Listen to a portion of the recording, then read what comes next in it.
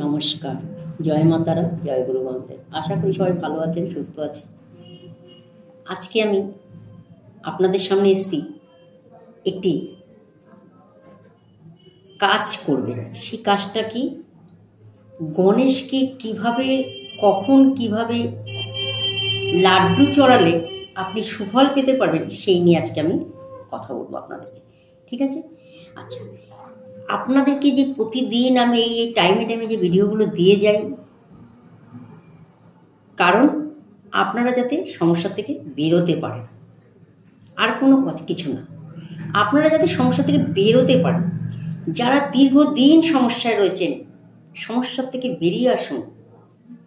অনেক কষ্ট করেছেন, অনেক দুঃখ করেছেন, অনেক সমস্যা ফেস করেছেন, শুধু সমস্যা থেকে বেরিয়ে আসুন। আপনি বাড়ি নিয়ে সমস্যা রয়েছে, হয়তো আপনি নিজে বাড়ি করতে পারছেন না, দীর্ঘদিন ভাড়া বাড়িতে রয়েছেন, আপনি নিজে একটা জমি কিনতে পারছেন না, বা আপনার বাড়িটা আপনি বিক্রি করতে চাচ্ছেন, পাচ্ছেন না, বা আপনি রোগ জ্বালায় ভুগছেন। নানা রকম সমস্যায় কিন্তু মানুষ জর্জরিত। প্রচুর মানুষ আসছে, একটাই কথা বলছে, আমি সমস্যা থেকে বেরোতে পারছি না, একটাই কাজ। তারা কিন্তু মারাত্মক সমস্যা নিয়ে আমার কাছে আসছে। তা যারা সমস্যায় আছেন তারা অতি অবশ্যই একবার যোগাযোগ করে নেবেন, সমস্যার থেকে বেরিয়ে যাবেন। আচ্ছা, আজকে যে টোটকাটা আমি আপনাদের দেব, এই ভিডিওটার থেকে আপনারা জানতে পারবেন কি করে ব্যবসায় উন্নতি করতে পারবেন। এই কাজটা আপনি আপনার ঘরেও করতে পারবেন। যারা ব্যবসার জায়গায় করছেন তারা ব্যবসার জায়গায় করতে পারবেন। তারা কিন্তু আর্থিক কষ্ট থেকে বেরোতে পারবেন। যে কোনো মনস্কামনা জানিয়ে করবেন। কিছু পাচ্ছেন না, সেই কামনা জানিয়ে করবেন।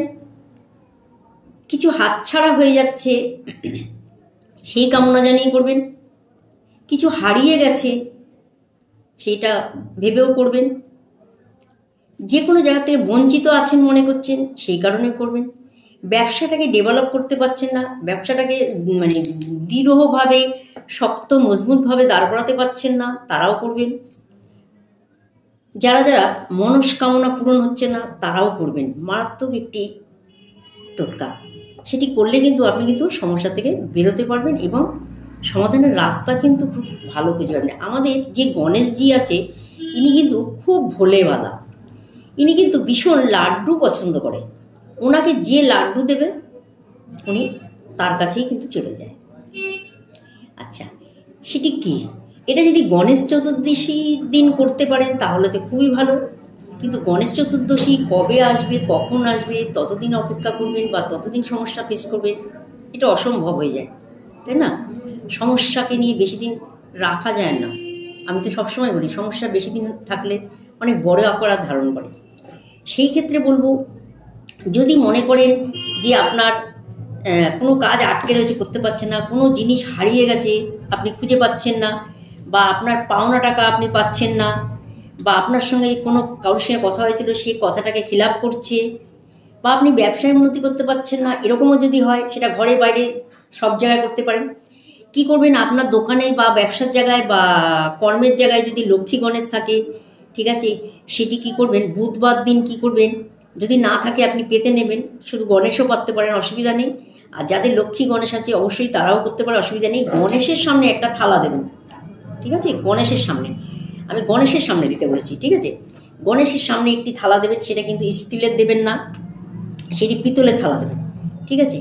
গণেশের সামনে দিতে পারেন, এই পিতলের থালা আপনি দিতে পারবেন, স্টিলের না, তামার হলেও চলবে। গণেশের সামনে আপনি প্রথমে দোকানটা খুলবেন, দোকান ধুলে ঝাড় পোছ করে মুছে টুচে নিয়ে এবার ঠাকুরকে গঙ্গার জল দেবেন, ধূপ দেবেন, দিয়ে দুটো লাড্ডু দেবেন, ঠিক আছে? আপনি দুটো লাড্ডু দেবেন, সেটা সেই মিহিদানারও হতে পারে, বা যেরকম ভালো লাড্ডু মনে করবেন, আপনি গণেশকে শুধু দুটো লাড্ডু দেবেন। এটা বুধবারে কিন্তু করবেন, প্রত্যেক বুধবারে করে করবেন, দুটো করে লাড্ডু দেবেন শুধু, ঠিক আছে? এই গণেশকে যখন আপনি লাড্ডু দেবেন, আর তার সাথে একটি মন্ত্র বলবেন। মন্ত্রটা কি? ওম গং গণপত্যায় নমঃ। দেখবেন গণেশজি আপনার উপর ভীষণ খুশি হবে এবং আপনার আটকানো কাজ কিন্তু হয়ে যাবে। যে কাজগুলো হচ্ছিল না সেগুলো কিন্তু হয়ে যাবে। কোনো জিনিস পাচ্ছিলেন না, দেখবেন আপনি পেয়ে যাবেন। এটা এমন একটি দেবতা যাকে লাড্ডু দিলেই খুশি, শুধু লাড্ডু দিলেই খুশি। যে কোনো কাজ হচ্ছে না, গণেশকে যদি একবার বলেন, গণেশ বাবা আমার এই কাজটা করে দাও, আমি তোমাকে লাড্ডু দেবো, আপনাকে কাজ করে দেবে। হয়তো জানেন না আপনারা, গণেশ খুব খুশি হয় অল্পতে। যে তাকে লাড্ডু দেবে সে তার হয়ে কথা বলবে। তা যাই হোক, যারা ব্যবসার জায়গা আছে তারা গণেশকে অতি অবশ্যই লাড্ডু দেবেন। আর যারা ব্যবসা করছেন না বা চাকরি করছেন, মনে করছেন আপনার প্রমোশন বাড়ছে না বা আপনি অন্য কিছু একটু অন্য লাইনে কিছু করতে চাচ্ছেন, তারা কিন্তু বাড়িতেও করতে পারে। বাড়িতে একটি গণেশ রাখবেন, গণেশের পিঠটা যেন আউটে হয়, আউটসাইড, কোনো ঘরের পিছনে যেন গণেশের পিছন না পড়ে। গণেশের পিছনে কিন্তু দারিদ্র থাকে, সেই কারণে বলবো গণেশের পিছনটা যেন অন্য দিকে থাকে।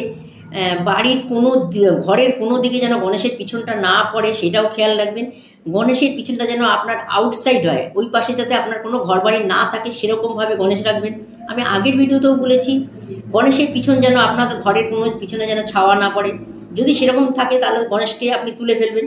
হ্যাঁ, যদি আপনার ঘরে এরকম জায়গায় গণেশ থাকে, সেই হিসেবে বলো গণেশকে রাখবেন এমনভাবে তার ওই পেছনে যেন আপনার কোনো বস্তু না থাকে, তাতে আপনার বাড়ির জায়গাও, ফাঁকা জায়গাও না থাকে, বা আপনার পেছনে গণেশের পিছনে যেন অন্য কোনো ঘর না থাকে, অন্য কোনো রুম না থাকে, ছেলের রুম না থাকে, মেয়ের রুম না থাকে, মার রুম না থাকে, বাবার রুম না থাকে, কারোর রুম যেন না থাকে, এরকম জায়গায় গণেশ পাতবেন। গণেশ পাতবেন দেয়াল ঘেঁষে পাতবেন, গণেশের পিছনে যেন কিছু না থাকে এরকম জায়গায় গণেশ পাতবেন। গণেশকে পেতে আপনি কি করবেন, বুধবার দিন করে শুধু 2টো করে লাড্ডু দিয়ে দেবেন। ঠিক আছে, লাড্ডু দিয়ে দেওয়ার পর আপনি শুধু 51 বার করে বা 21 বার করে, এটা মাথায় রাখবেন, 51 বার বা 21 বার, এই 2টো বারের মধ্যে এই 21 বার বা 51 বার করে শুধু ওম গং গণপত্যায় নমঃ, ওম গং গণপত্যায় নমঃ এরকম করে শুধু মন্ত্রটা জপ করবেন। আর ধূপ দ্বীপ জ্বালাবেন, দিয়ে নমস্কার করবেন, প্রণাম করবেন, করে আপনার মনস্কামনা বাসনা ওনাকে জানাবেন। দেখবেন আপনার কাজ কিন্তু ও সব উঠিয়ে দেবে, বা আপনার কাজ কিন্তু আপনাকে সমস্যা থেকে কিন্তু সমস্যার থেকে বের করে নিয়ে আসবে। ঠিক আছে, গণেশ এমন একটি দেবতা যে কিন্তু লাড্ডুতেই কিন্তু খুশি হয়ে যায়, আর কিছু না। আরেকটি ঘিয়ের প্রদীপ সবসময় জ্বালাবেন, সবসময় ঠাকুর ঘরে সর্ষের তেলের প্রদীপ কেউ জ্বালাবেন না, ঘিয়ের প্রদীপ জ্বালাবেন।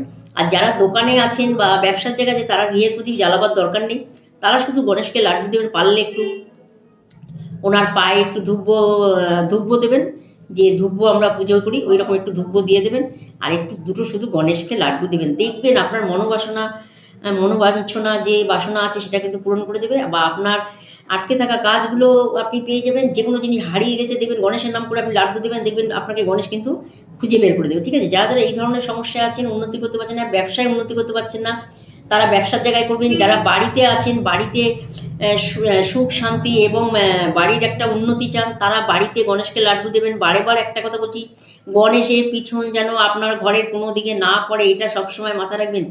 যার যেখানে গণেশ আছে, যদি মনে করেন গণেশের পিছন আপনার ঘরের কোনো দরজা জানলা বা আপনার ঘরের পিছন, গণেশের পিছন আপনার পিছনে আপনার ঘর আছে, তাহলে এই গণেশটাকে সরিয়ে ফেলুন। ঠিক আছে, এমন জায়গায় গণেশ পাতবেন যেন গণেশ আপনার বাড়ির আউটসাইডে থাকে, পিছনটা যেন আপনার আউটসাইড থাকে, সেখানে যেন আপনার কোনো রকম কোনো ঘর বা আপনার সীমানা যেন না থাকে, এরকম জায়গায় গণেশ পাতবেন। ঠিক আছে, তাহলে দেখবেন আপনি সব কাজে সাফল্য পাবেন, সব সমস্যা থেকে বেরিয়ে আসতে হবে। শুধু গণেশকে লাড্ডু দিয়ে আপনি কিন্তু সমস্যার সমাধান করে দেবেন। ঠিক আছে, ভালো থাকবেন, সুস্থ থাকবেন, সবাইকে ভালো রাখবেন। নমস্কার।